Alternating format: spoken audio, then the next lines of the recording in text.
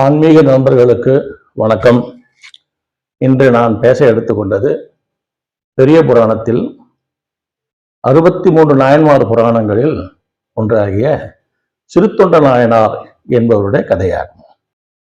ஐந்து கரத்தனை ஆணை முகத்தனை இந்தின் இளம்பிறை போலும் எகிட்டனை நந்தி மகந்தனை ஞான கொழுந்தினை பொந்தியில் வைத்து அடி போற்றுகின்றேனே. ஊழியர்கோன் வெப்பொழித்த புகழியர்கோன் கடல் போற்றி ஆழிமிசைகள் மிதப்பில் அணைந்த பிரான் அடி போற்றி வாழி திருநாவலூர் வன் தொண்டர் பதம் போற்றி ஊழிமலி திருவாத ஊரர் திருத்தாள் போற்றி.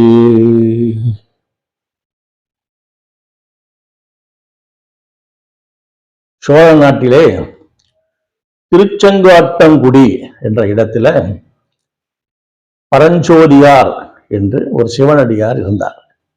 சிவன் அடியார், சிவ தொண்டர், சிவனுடைய தொண்டர்களுக்கெல்லாம் தொண்டு செய்பவர் இருந்தார். இவர் பெயர் பரஞ்சோதியார். இவர் ஆயுர்வேதம் படித்தவர்.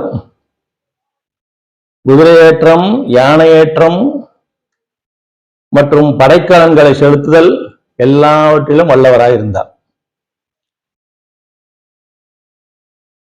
இவர் எல்லா கலைகளையும் ஓதி உணர்ந்து அதுல பகவான் பரம்பொருள் சிவனே எல்லாவற்றிற்கும் இறுதி என்று அறிந்து அதன் காரணமாக சிவனடியார்களுக்கு தொண்டு செய்து வரலானார்.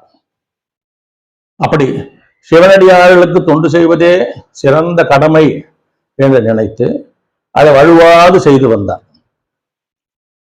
இவர் பல்லவ மன்னனிடம் படைத்தளபதியாகவும் இருந்தார்.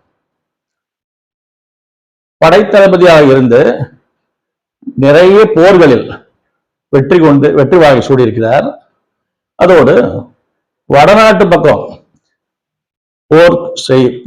போர் எடுத்து வாதாபி என்ற நாட்டின் மீது போர் செய்து அதிலிருந்து நிறைய செல்வங்கள், தங்கம், மணி, வைரம், அது இல்லாமல் யானைகள், குதிரைகள் என்று பல செல்வங்களையும் கொண்டு வந்து மன்னன்கிட்ட கொடுத்து மன்னனுடைய காலில் கொண்டு வந்து சமர்ப்பிக்கிறார். இப்போ மன்னர் என்ன சொல்றாரு, ஆஹா, இந்த பரஞ்சோதி எப்பேற்பட்ட வீரன், இவரால் முடியாதது எதுவுமே இல்லையே என்று பாராட்டுறார். அப்ப அது மன்னரோட அமைச்சர்கள் சொல்றாங்க, ஐயா மன்னரே, இவர் பெரிய சிவனடியார், சிவன் தொண்டு செய்பவர், இவரால் ஆகாத ஒரு வேலை கிடையாது, இவருக்கு எதிரின்னு ஒருத்தர் கிடையாது, இவருக்கு எதிரியா யாராலும் இருக்கவும் முடியாது என்று சொல்றாங்க. அதை கேட்ட உடனே மன்னன் பதவதைச்சு, என்ன இது சிவனடியாரா, இவரை போய் நாம போர்ல செலுத்திருக்கோமே, எவ்வளவு பெரிய தவறு இது, ஒரு சிவனடியார நம்ம படைத்தளபதியாக வைத்து நம்ம போர்கள்லாம் அனுப்பியிருக்கிறோம், இது பெரிய தப்பு இல்லையா என்று நினைச்சு மனமுருகி அவர்கிட்ட இந்த மாதிரி மன்னிப்பு கேட்டுக்கிறார். என்ன கேட்கிறாரு, இந்த மாதிரி சுவாமி, நீங்க இந்த மாதிரி சிவனடியார், சிவன் தொண்டு செய்கிறவங்க என்பது எனக்கு தெரியாது, நானும் சிவனை தான் வணங்குகிறேன், எல்லாம் செய்கிறேன், அதை தெரியாம நான் உங்களுக்கு இந்த மாதிரி படைகளுக்கெல்லாம் அனுப்பியிருக்கேன், போர் செய்ய அனுப்பியிருக்கேன், அதனால என்ன மன்னிச்சிருங்க சொல்லிட்டு அவர் வருந்தார். அதுக்கு முன்னாடி அவர் பரஞ்சோதியார் அவரை மன்னரை நமஸ்கரிச்சு, சுவாமி, ஐயா, மன்னா, இந்த மாதிரி நான் என்ன தொழில் எடுத்துக்கிட்டேன், உங்ககிட்ட படைத்தளபதின்ற இதுதான் என்னுடைய தொழில், அப்ப அதை நான் செஞ்சுதான் தீரணும், அதுவே என்னுடைய கடமை, இயற்கையும் கூட, அதனால நீங்க தயவு செய்து என்னை வணங்காதீங்கன்னு சொல்லிட்டு அவர் திருப்பி வணங்குறார். அப்போ இந்த அரசர் சொல்றாரு, இதுவரைக்கும் நீர் சிவத்தொண்டு செய்து வந்தது எனக்கு தெரியாது, என்ன செய்யறீங்கன்னு எனக்கு தெரியாது, ஆனால் இன்று முதல் உங்கள் விருப்பப்படியே நீங்க சிவத்தொண்டு செய்து வரலாம், அதற்காக நிறைய பொண்ணு, நிறைய மணி, நிறைய அவருக்கு தேவையான பொருட்கள், விருத்திகள் எல்லாம் கொடுக்கிறார். கொடுத்து நீங்க இனிமேல் உங்களோட விருப்பப்படி சிவத்தொண்டு ஆற்றி வாங்க என்று அவருக்கு விடை கொடுத்து அனுப்பி வைக்கிறார். பரஞ்சோதியாரும் அந்த பொருட்களை எல்லாம் பெற்றுக்கொண்டு அவரோட சொந்த ஊர் திருச்செங்காட்டங்குடி என்பது அவருடைய சொந்த ஊர். அந்த திருச்செங்காட்டங்குடிக்கு போய் அங்க கணபதீஸ்வரம் என்ற கோயில் இருக்கு. அங்க போயிட்டு பகவானை வணங்கி இவர் சிவத்தொண்டு செய்து கொண்டிருக்கிறார். இவருக்கு துணையாக திருவெண்காட்டு நங்கையார் என்கிற பெண்ணை மணந்து 2 பேரும் சேர்ந்து சிவனடியார்களுக்கு தொண்டு செய்யறாங்க. என்ன தொண்டு செய்யறாங்க? இவரு முதல்ல சிவனடியார்களை கூப்பிட்டு வந்து அவங்களுக்கு அமுது படைப்பார், உணவு படைத்து அவங்க உண்ட பிறகுதான் நான் உண்பேன் அப்படின்னு சொல்லிட்டு இவர் ஒரு நோன்பு, அதாவது விரதம். சிவனடியார்களுக்கு உணவு படைத்து அமுது படைத்ததற்கு பிறகுதான் நான் உண்ணுவேன் என்பது இவருடைய விரதம். இதை தினமும் செய்து கொண்டே வருகிறார். அந்த கணபதீஸ்வரரோட அருளால இவங்க இருவருக்கும் சீராள தேவன் சொல்லிட்டு சீராள தேவன் என்று ஒரு குழந்தை பிறக்கிறது. அந்த குழந்தையை நல்லபடியாக வளர்க்கிறாங்க. ரொம்ப சந்தோஷமாக. குழந்தைக்கு 5 வயது தான் ஆகிவிட்டது. 5 வயது ஆகின உடனே இந்த குழந்தைய பள்ளிக்கூடத்துக்கு அனுப்பியிருக்காங்க. பள்ளிக்கூடத்தை சேர்த்து பள்ளிக்கூடத்தில் அனுப்பியிருக்காங்க. இப்படி இவங்க பல காலங்களாக சிவனடியார்களுக்கு அமுது படைத்து அதற்கு பிறகுதான் உண்ணணும் என்கிற நோன்பு கொண்டு இவங்க இப்படி வாழ்ந்துகிட்டே இருக்காங்க. இவருடைய இந்த விரதம், இந்த நோன்பு இருக்கு இல்லையா, இந்த விரதத்தோட மகிமை கைலாசத்தை போய் சென்றடைகிறது. கைலாசத்தை போய் சென்றடைகிறது. அங்கே சிவபெருமான் பார்க்கிறார். ஓஹோ, இங்கே ஒருத்தர் இந்த மாதிரி நம்முடைய பக்தர்களுக்கு உணவு கொடுத்துதான் இது செய்யறாரு. இப்போ அவரோட பெருமையை வெளிக்கொணரணும்னு அவர் ஆசைப்படுறார். இவர் சிறுத்தொண்டர். இவர் பேர் சிறுத்தொண்டர். ஏன் சிறுத்தொண்டர் அப்படின்னா, இவர் பெரிய படை தளபதியாக இருந்து பல விஷயங்களை செய்திருந்தாலும் சிவனடியார்களை பார்க்கும்போது அவங்கள பணிந்து அவங்க சிவனடியார்களை வணங்கி, ஐயா சுவாமி, நீங்கள் எங்க வீட்டுல அமுது சாப்பிடணும், என்னோட வீட்டு உணவு இருந்தணும் என்று அவர்கிட்ட கெஞ்சி கேட்கிறார். அன்போடு அழைத்து அவர்களை கூப்பிடுறதால அவங்க முன்னாடி இவர் ரொம்ப சிரித்து விடுறார். சிறுமையாக பணிந்து கேட்பதால இவர் எல்லாரும் சிறுத்தொண்டர்னு கூப்பிடுவாங்க. இப்ப சிவபெருமானா நினைச்சிட்டாரு, சிறுத்தொண்டரை அவருடைய பெருமைகளை உலகுக்கு தெரிய வைக்கணும் என்று நினைச்சிட்டு அங்கிருந்து கைலாசத்திலிருந்து எழுந்து ஒரு பைரவர் வேஷம் தரித்து, அதாவது சடாமுடி, தலையில பயங்கரமான பெரிய சடாமுடி, நெற்றியில திருநீர், கழுத்திலே கபால மாலை, ஒரு கையில திரிசூலம், ஒரு கையில கபாலம், பிச்சை எடுக்கிற கபாலம், இப்படி ரொம்ப ஒரு ரௌத்ர சுபாவம் உள்ள ஒரு அடியாராக வேடம் கொண்டு இங்கே செங்காட்டங்குடிக்கு வருகிறார். கைலாசத்திலிருந்து செங்காட்டங்குடிக்கு வருகிறார். அங்க இருக்கிறவங்களை கேட்கிறார், இங்கே சிறு தொண்டர் சொல்றாங்களே, அவர் வீடு எது கேட்டு அப்படியே சிறு தொண்டர் வீட்டுக்கு வருகிறார். சிறு தொண்டர் வீட்டுக்கு வெளியிலிருந்து கேட்கிறார். வெளியிலிருந்து அழைச்சு அவங்கள கூப்பிட்டு, இங்க சிறு தொண்டர்ன்ற வீடு தானா, அவர் இருக்கிறாரா என்று கேட்கிறார். உடனே அந்த சந்தன நங்கையார்னு ஒருத்தர் இருக்காங்க, அவங்க தான் இவங்களுடைய தாதி, வேலைக்காரி. அந்த அம்மா உடனே ஓடி சுவாமி, அவர் சிவனடியார்களை தேடி போயிருக்கிறார், உடனே விடுவார், உட்காருங்க என்கிறார். உடனே இவர் சொல்றாரு, பெண்கள் இருக்கிற இடத்துல நான் தனியா இருக்க முடியாதுமா, அதனால நான் இருக்க மாட்டேன் அப்படின்னு சொல்றாரு. உடனே அதை கேட்ட திருவெண்காட்டு நங்கையார், திருத்தொண்டரோட மனைவியார், ஓடி அவர் நமஸ்கரிச்சு, சுவாமி, இன்னைக்கு காலையில இருந்து ஒரு சிவனடியாரையும் காணவில்லை, அதனால சிவனடியாரை தேடி அவர் போயிருக்கிறார், உடனே வந்துருவாரு, நீங்க அதுக்காக வருத வேண்டாம், நீங்க அமருங்கள், வீட்டில் ஏறி உட்காருங்க என்கிறார். உடனே அவர் சொல்றார், அம்மா, பெண்கள் இருக்கிற இடத்துல நான் தனிமையா இருக்க மாட்டேன், நான் கணபதீஸ்வரத்துல இருக்கிற ஆத்திமரம் அதன் கீழே உட்கார்ந்துட்டு இருக்கேன், நான் வடநாட்டுல இருந்து வரேன், இந்த சிறுத்தொண்டனை பார்க்கறதுக்காக வந்தேன், அதனால அவர் வந்தா நான் அங்க இருக்க ஆத்தி மரத்துக்கு கீழே உட்கார்ந்து இருப்பேன் சொல்லி அனுப்பு சொல்லிட்டு போய் ஆத்தி மரத்தின் கீழே போய் ஒரு உட்கார்ந்துக்கிறார். சிவனடியார்களை தேடி போன பரஞ்சோதியாரோ அங்க சிவனடியார் யாரையுமே காணாம மனசு வருந்தி தலை தொங்க போட்டு துக்கத்தோட வீட்டுக்கு வருகிறார். வீட்டுக்கு வந்து வரும்போது இந்தம்மா என்ன சுவாமி, ஒரு சிவனடியாரையும் பார்க்கலம்மா, என்ன செய்யுது, இன்றைக்கு என்ன பண்றதுனே தெரியலையே என்கிறார். உடனே சுவாமி, வடநாட்டுல இருந்து ஒரு வைரவ சுவாமி வந்திருக்கார். வைரவ சுவாமி அவரு உங்களை தான் தேடி வந்திருக்கார். அவர் கணபதீஸ்வரத்தில் இருக்கிற ஆத்தி மரத்துக்கு கீழே உட்கார்ந்துருக்கேன்னு சொல்லியிருக்கார். நீங்க போய் அவரை அழைத்து கொண்டு வாங்க என்று சொல்கிறார். அதை கேட்ட உடனே சிறுத்தொண்டருக்கு மகா சந்தோஷம், பயங்கர சந்தோஷம். ஆஹா, கிடைச்சது, நமக்கு ஒரு நல்ல வாய்ப்பு கிடைச்சிருக்கு, சுவாமியார் கிடைச்சிட்டாரு சொல்லிட்டு கிட்ட ஓடுறாரு. ஓடி போயிட்டு அவர் வணங்கி சுவாமி இந்த மாதிரி நமஸ்காரம் பண்றார். உடனே சொல்றார், ஓஹோ நீதான் பெரிய சிறு தொண்டரோ அப்படின்னு கேட்கிறாரு. உடனே வணங்கி சுவாமி, அதெல்லாம் எல்லா பெரியவங்க அந்த சுவாமிகள்லாம் வந்து சிவனடியார்கள் என்னை அன்போடு அப்படி அழைப்பாங்க, அவங்களுடைய கருணையினால இல்லை அப்படி அழைப்பாங்க. சரி அது இருக்கட்டும் சுவாமி, நான் வந்து தினமும் சிவனடியார்களுக்கு உணவு கொடுத்துட்டு அதன் பிறகுதான் உண்பேன், அப்படி ஒரு பழக்கம் வச்சிருக்கிறேன். அதனால உங்களை இன்னைக்கு நான் பார்த்ததுல இது வரைக்கும் காலையில இருந்து பார்க்கிறேன், ஒரு சிவனடியாரையும் என் கண்ணில் படலை. அதனால சுவாமி உங்களை பார்த்தது எனக்கு பெரிய சந்தோஷம், தயவு செய்து எங்க வீட்டில் வந்து நீங்க இன்னைக்கு அமுது உண்ணணும் என்று கேட்கிறார். உடனே பைரவர் சொல்றாரு, நான் வந்து வடநாட்டுல இருந்து வரேன், உன்னை பார்க்கணும்னு தான் வந்தேன். ஆனா நீ நினைக்கிற மாதிரி உன்னால எனக்கெல்லாம் சாப்பாடு போட முடியாதுப்பா, உன்னால எனக்கு அமுது படைக்க முடியாது. அதனால உன்னை பார்த்துட்டேன், சந்தோஷம் என்கிறார்.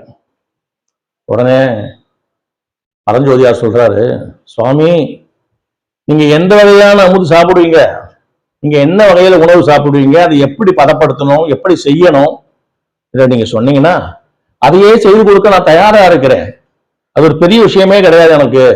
சிவனடியார்கள் என் கண்ணில் பட்டுட்டாங்கன்னா அவங்களுடைய தேவைகளை கொடுப்பதில் எனக்கு எந்த இதுவும் கிடையாது. எங்க இருந்தாலும் நான் கண்டுபிடிச்சி கொண்டு வந்து உங்களுக்கு கொடுத்துருவேன். நீங்க என்கிட்ட இன்னைக்கு அமுது சாப்பிடணும், உணவு இருந்தணும் என்று வெட்டுகிறார். உடனே இவர் சொல்கிறாரு, பைரவர் சொல்றாரு, வா நான் வடநாட்டுல இருந்து வந்தவன், நான் இந்த மாதிரி உணவெல்லாம் சாப்பிட மாட்டேன். நான் சாப்பிடுறது பொதுவாகவே வந்து நான் 6 மாசத்திற்கு ஒரு முறைதான் உணவு உண்பேன், அதுவும் பசுவை தான் உண்பேன். உன்னால் அதெல்லாம் முடியாது, தயவு செய்து விட்டுடு என்கிறார். உடனே பரஞ்சோதியார் சொல்றாரு, சுவாமி என்கிட்ட ஏராளமான பசுக்கள் இருக்கிறது, சுவாமி வந்து பார்த்து எந்த பசு வேணும்னு சொன்னீங்கன்னா அதையே உங்களுக்கு கறி சமைத்து அழகாக நீங்க உடனடியாக உங்களுக்கு பரிமாறிட்டுறேன், தயவு செய்து அருள் புரியுங்க சுவாமி. உடனே அவர் சுவாமி சிவபெருமான் சொல்றாரு அவர்கிட்ட, பரஞ்சோதி ஐயா சிறுத்தொண்டரே, நான் சாப்பிடுறது நரபசு, புரியுதா, அது உண்மையால முடியாது. அதுவும் எப்படி தெரியுமா, 5 வயசு தான் ஆயிருக்கணும், அதுக்கு அந்த குழந்தைக்கு 5 வயசு தான் ஆயிருக்கணும். அது மாத்திரம் இல்ல, ஒரு குடும்பத்துக்கு ஒரே குழந்தையா இருக்கணும், ஒரு குழந்தைதான் இருந்துக்கணும் அவங்களுக்கு, அந்த மாதிரி வேணும். அது மாத்திரம் இல்ல, உடம்புல எந்த ஊனங்களும் குறைகளும் எதுவுமே இருக்கக்கூடாது. அப்பேற்பட்ட பசுவைதான், நர பசுவைதான் நான் சமைத்து உண்பேன், உம்மால் அது முடியாது, நீ கிளம்போம் அப்படிங்கிற. உடனே பரஞ்சோதியார், சுவாமி உங்கள் விருப்பப்படி நான் செய்து கொடுக்குறேன் சாமி, நான் செய்து கொடுக்குறேன் என்கிறார். உடனே அது மாத்திரம் இல்லையா, இது எப்படி தெரியுமா, இந்த குழந்தைய வந்து தாய் பிடிக்கணும், தந்தை கழுத்தை அறுக்கணும். எப்படி அறுக்கணும், 2 பேரும் மகிழ்ச்சியோடு செய்யணும், அதை குழந்தையும் அழப்படாது, சிரிச்சுட்டு இருக்கணும். இப்படி மூவரும் மகிழ்ச்சியோடு செய்யுது. எனக்கு கறி சமைச்சால் அதைத்தான் நான் உண்பேன், உன்னால முடியாது, வேண்டாம் என்கிறார். உடனே பரஞ்சோதியார் சொல்றார், சுவாமி நீங்க உண்பதற்கு தயாரனா நான் அதை எப்படியாவது ரெடி பண்ணி வச்சிடறேன் சுவாமி சொல்லிட்டு நீங்க இங்கேயே இருங்க, நான் உணவை தயார் செய்து விட்டு வந்து உங்களை பார்க்கிறேன் சொல்லிட்டு ஓடி போறார். போகும்போது மகிழ்ச்சியோடு போகிறார். அங்க திருவெண்காட்டில் அங்க என்ன பண்றாங்க, அவருடைய மனைவி கணவர் வந்து ரொம்ப சந்தோஷமா வர்றார். அப்போ அவரு பைரவர் திருவமுது ஒன்றதுக்கு தயாரா இருக்கிறாரு என்று நினைச்சு சந்தோஷப்பட்டு வாங்க சுவாமி வாங்க சாமி, என்ன சொன்னார் உடனே அவர் சொல்றாரு, ஆமா அவர் உணவு ஒத்துக்கிட்டாரு. 5 வயதேயான குடும்பத்துக்கு ஒரே குழந்தையா இருக்கணும், அதை தாய் பிடிக்க தந்தை அறுத்து கறி சமைக்கணும், இந்த மாதிரி நிபந்தனையோட சொல்லியிருக்காரு. அப்படி ஒரு குழந்தைய சமைச்சு வச்சா நான் சாப்பிட்றேன்னு இருக்காரு. அதனால சாமி 5 வயது குழந்தை கிடைக்கும், 5 வயதான ஒரே குடும்பத்துக்கு ஒரு குழந்தைய நம்ம எப்படி தேடுறது அப்படின்னு உடனே இவர் சொல்றாரு, அப்படி இல்லம்மா, 5 வயது ஒரு குழந்தை, உடல் அங்க இல்லாதது ஒரு குழந்தை, ஒரு குடும்பத்துக்கு ஒரு குழந்தை தேடிடலாம். பைசா நம்ம அதுக்காக பணம் கொடுத்தால் சில நேரங்கள் யாராவது ஒத்துட்டு கொடுக்குறவங்களும் இருக்காங்க. ஆனா தாயும் தந்தையரும் மகிழ்ச்சியோடு அதை அறியணும்னு சொல்றாங்க. அந்த மாதிரி எந்த தாயும் தந்தையும் இந்த உலகத்துல இருக்க மாட்டாங்கம்மா. அதனால நீ பெற்ற மகன் இருக்கான் இல்லையா, நம்மளுடைய சீராளன், அவனே கூப்பிட்டு வந்துட்டு நம்ம இவருக்கு விருந்து படைச்சிடலாம். அந்த அம்மாவும் தன் கணவருடைய ஆசை இது, அவருடைய கொள்கை இது, சிவனடியார்களுக்கு அமுது படைக்கணும்னு நினைக்கிறாரு. அப்படி இன்னைக்கு அமுது படைக்காம அந்த விரதம் தவறி போச்சுன்னா அவர் உயிரிழந்துருவார், உயிரை விட்டுடுவார். வேற வழி இல்லாம என்ன பண்றாங்க, சரி நீங்க போய் பள்ளிக்கூடத்துக்கு போயிருக்க நம்ம சீராளனை போய் கூப்பிட்டு வந்துருங்க, உடனே செஞ்சிடலாம். உடனே சந்தோஷம் இருக்கு, விடவும் ஓடுறாரு. ஓடி போய் பள்ளிக்கூடத்துல போயிட்டு சீராளனை கூப்பிட்டு வர்றாரு. வீட்டுக்கு அழைத்து அந்த அம்மா கிட்ட கொடுக்குறாரு. அந்த அம்மா ஓடி போய் வாங்கி உச்சி முகந்து அவனுக்கு எல்லாம் குளிப்பாட்டி சுத்தமாக்கி அவனுக்கு கொண்டு கொடுக்குறாங்க. இவர் அடுக்களை, அதாவது கிச்சன், சமையல் அறைக்கு போகாத தனியா ஒரு இடத்துல யாரும் தெரியாம இடத்துக்கு இந்த குழந்தைய கூட்டுன்னு போயிட்டு இந்த அம்மா குழந்தையோட காலை மடியில வச்சுக்கிட்டு கை ரெண்டையும் பிடிச்சிக்கிறாங்க. இவரு தலையை இடுப்புல வச்சுட்டு இது பார்க்கும்போது இந்த குழந்தைக்கு ஒரு அப்பாவும் அம்மாவும் விளையாடுறாங்களோ என்ன நினைச்சு ரொம்ப சந்தோஷமா சிரிக்கிறான். அந்த நேரத்துல பரஞ்சோதியார் கையில் கத்தியால குழந்தையோட கழுத்தை அறுத்து அப்ப அறுத்த உடனே தனியா தலையை எடுத்துறாங்க. தலையை எடுத்துட்ட உடனே இந்த தலைக்கறி உணவுக்கு ஆகாது அப்படின்னு சொல்லிட்டு அந்த தாதி இருக்காங்களே வேலைக்காரி, அந்த அம்மா கிட்ட இதை கொடுத்துறாங்க. இது தேவையில்லைம்மா அப்படின்னு சொல்லி கொடுத்துறாங்க. மற்ற கறிகள் எல்லாம் முறை பிரகாரம் அதை எல்லாத்தையுமே அறிஞ்சு அதாவது தனித்தனியா பிரிச்சு பல வகையான பதார்த்தங்களாக அதை செய்கிறாங்க. நல்ல மசாலாலாம் சேர்த்து அதுக்கான எல்லா பக்குவத்தோட இன்சுவையா இருக்கிற மாதிரி இந்த அம்மா சமைக்கிறாங்க. இந்த தாதி என்ன பண்றாங்க, இந்த தலை உதவாதுன்னு சொன்னாங்கல்ல, அந்த அம்மா மனசுல என்னமோ தோணிடுச்சு. என்ன தோணுது, சாப்பிடும் போது திடீர்னு எனக்கு தலைக்கறி வேணும்னு சொன்னா எங்க போறது. அதனால இந்த அம்மா என்ன செய்யறாங்க, இந்த தலையை பக்குவம் பண்ணி இவங்க தனியா சமைச்சு வச்சிடறாங்க. யாரு, சந்தானங்கையார். இப்போ இவர் என்ன பண்றாரு, சமையல்லாம் ஆன உடனே இடுகுடுன்னு ஓடுறாரு. கணபதீஸ்வரம் ஆத்தி மரத்தோட கீழே போயிட்டு பைரவ சுவாமியை பார்த்து அவர் காலில் விழுந்து வணங்கி, சுவாமி நீங்க சொன்னபடியே எல்லாம் தயார் செய்து வச்சிருக்கிறேன், உணவருந்துங்க சுவாமி என்று கெஞ்சுறார். அவர் காலில் விழுந்து வணங்கி கேட்கிறார். உடனே அவரு சந்தோஷத்தோட வா அவர் கூட வர்றார்.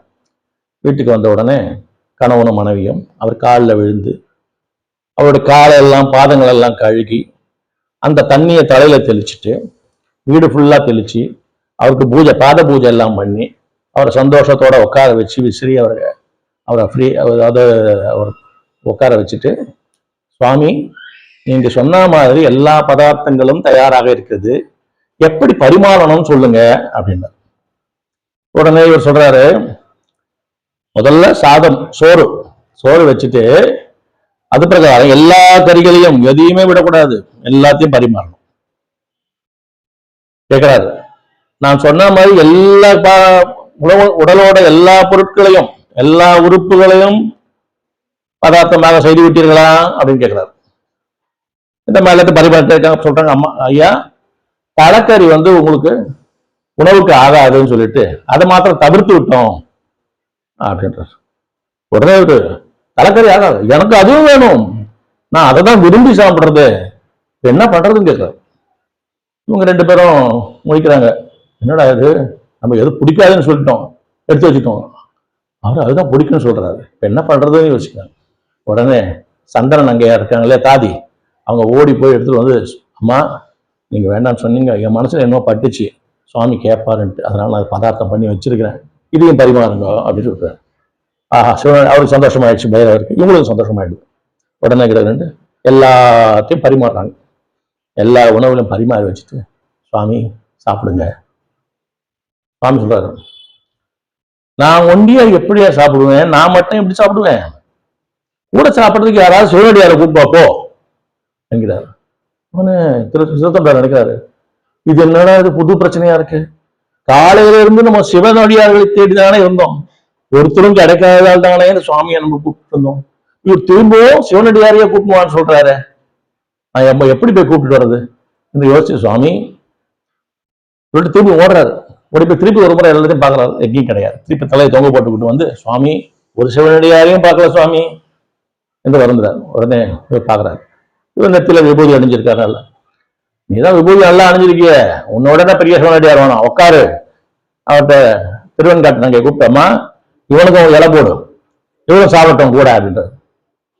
என்ன செய்யறது, சொந்த மகனை அறிஞ்சு கறி சமைச்சு வச்சிருக்காங்க, அதை தகப்பன் சாப்பிட முடியுமோ, ஆனா வேற வழி இல்லை, அவருக்கு என்ன சிவனடியார் சாப்பிடாம போயிடுவாரோ அப்படின்ற பயம்.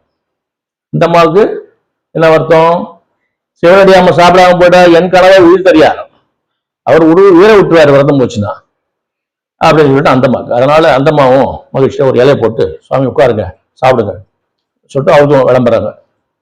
எல்லா கறிகளும் பார்த்து விளம்பிட்ட உடனே அவர் பரஞ்சோதியார் என்ன செய்யறாரு, சுவாமி சாப்பிடலாம் சுவாமி சொல்லிட்டு கிட்ட அந்த தண்ணியை ஊற்றிட்டு சுத்தம் புரோக்ஷனம் பண்ணுவாங்க இல்லையா, உடனே அவர் சொல்றாரு, பைரவ சார் நிறுத்தியா, 6 மாசத்துக்கு ஒரு முறை தான் நான் சாப்பிடுவேன், நானே உட்காந்துட்டு இருக்கேன், நீ டெய்லி சாப்பிடுறாரு, உனக்கு என்ன பசிப்போ, கொஞ்சம் இரு, அவசரம் இன்னொரு வேலை இருக்கு. என்னடா இது சாமி புதுசா ஏதோ ஒண்ணு போடுறாரு சொல்லிட்டு, சுவாமி சொல்லுங்க, உனக்குதான் ஒரு மகன் இருக்கான்னு சொன்னல, அவனை கூப்பிட்டு சாப்பிடுறதுக்கு, அவையெல்லாம் நான் சாப்பிட மாட்டேன். உடனே பரஞ்சோதியாருக்கு ஒன்றும் முடியல, அவனை தானே சமைச்சு வச்சிருக்கோம், எப்படி கூப்பிடுறது சுவாமி, இங்கு அவன் உதவான் சாமி, இன்னைக்கு அவன் உதவ மாட்டான் சுவாமிங்கிறார். அதெல்லாம் முடியாது, அவன் இருந்தாலும் நான் சாப்பிடுவேன், நீ போய் கூப்பிடு. எப்படி சாமியை கூப்பிடுறது, போய் நாடி அழையா, அவன் வரணும் நினைச்சு கூப்பிடுயா, வருவான், கூப்பிட போ. என்ன சொல்லிட்டு வெளியே போறாரு. வெளியே போயிட்டு, சீராளா மகனே வா வா அப்படின்னு கூப்பிடுறாரு. இந்த வெண்காட்டு நங்கையும் வெளியே வந்து, செய்யமணியே சீராளா, சிவனடியார் நம் குலம் உய்ய உடன் உன்னை அழைக்கிறார், ஓடிவா மகனே ஓடிவா மகனே என்று இந்த மாவும் கத்துறாங்க. இவங்க 2 பேரும் கூப்பிட்ட உடனே சீராள தேவர் அவருடைய மகன் 5 வயது மகன் பள்ளிக்கூடத்துல இருந்து ஓடி வருகிறான். பள்ளிக்கூடத்துல இருந்து ஓடி வந்து அம்மாவை கட்டி பிடிச்சிக்கிறான். உடனே அம்மா குழந்தைய உச்சி மகன் எடுத்து அவருடைய கணவர் கையில கொடுத்து, சுவாமி நம்ம மகன் வந்துட்டான், அடியாரை அமுது உன்ன செய்யுங்க என்று சொல்கிறார். உடனே இவர் எடுத்துக்கிட்டு கிடுக்கணும் உள்ள ஓடுறார். உள்ள ஓடி போய், சுவாமி இந்த பார்த்தா அங்க பைரவரை காணும், அவர் மறைஞ்சிட்டார். இது என்னடா அது, இவ்வளவு பண்ணியும் கிடைக்கிற சாமி சாப்பிடலையே என்று இலைய பார்க்கிறாரு. இலையில ஒரு பதார்த்தமும் இல்லை, பாத்திரத்திலேயும் ஒரு பதார்த்தமும் இல்லை, எல்லாம் மறைந்து விட்டது. எல்லாம் மறைஞ்ச உடனே இவருக்கு ஒன்றும் புரியல, இது என்ன விந்த, இவ்வளவு ஒண்ணு நடந்துச்சு, இவர் சாப்பிடாம போயிட்டாரே சுவாமின்னு சொல்லிட்டு குழந்தைய தூக்கிக்கிட்டு வெளியே வந்து பாக்குறாங்க. கதற போது பார்த்தா ஆகாசத்துல இந்த வைரவர் சிவபெருமானுக்கு காட்சி கொடுக்கிறார். ரிஷப வாகனத்துல அன்னையோடு உமாதேவியோடு நடுவில் முருகப்பெருமானையும் உட்கார வச்சு 3 பேருமாக அமர்ந்து இவருக்கு காட்சி கொடுக்குறாங்க. சிறுத்தொண்டருக்கு, ஐயா சிறுத்தொண்டா, நீ செய்தது இந்த உலகத்திலேயே பெருந்துண்டு. ஏன்னா மகனை யாரும் அறிந்து உணவூட்ட மாட்டார்கள். குழந்தை பாசம் அவ்வளவு பாசம், பிள்ளை பாசம், அது யாரையுமே விடாது. அப்பேற்பட்ட மகனையே சிவனடியார் உண்ணணும் என்ற ஒரு காரணத்துக்காக நீ அறிந்து எங்களை உணவாக பரிமாறினாய். அதனால் உங்களுடைய தொண்டு பெரிய தொண்டு, இந்த உலகத்திற்கே எல்லாருக்கும் ஒரு பெரிய உதாரணமாக இருக்கும் சொல்லிட்டு நீங்க அவங்க 4 பேரையும், அறஞ்சோதியார், அந்த வெண்காட்டு நங்கை, சந்தன நங்கை தாதியார், அதுபோல சீராளதேவர், இந்த 4 பேரையும் அனுகிரகம் பண்றார். 4 பேரும் எழுந்து அவங்கள நமஸ்கரிச்சு நெக்கு உருகி வணங்குறாங்க. அப்போ சிவபெருமான் 4 பேருக்கும் முக்தி கொடுத்து நீங்க கைலாசத்துல என்னுடைய கூட இருப்பீங்க என்று அவர்களுக்கு அனுகிரகம் செய்து மறைந்து விடுகிறார். இதுதான் சிறுத்தொண்ட நாயனாரோட புராணம். பெரிய புராணத்துல சேக்கிழார் எழுதிய பெரிய புராணத்துல இது வருகிறது. சிறந்த ஒரு சிவனடியாரோட புராணம். இது உங்களுக்கு பிடிச்சிருந்துச்சுன்னா நீங்க எல்லாரும் அதை இது கேட்டு சந்தோஷப்படணும்.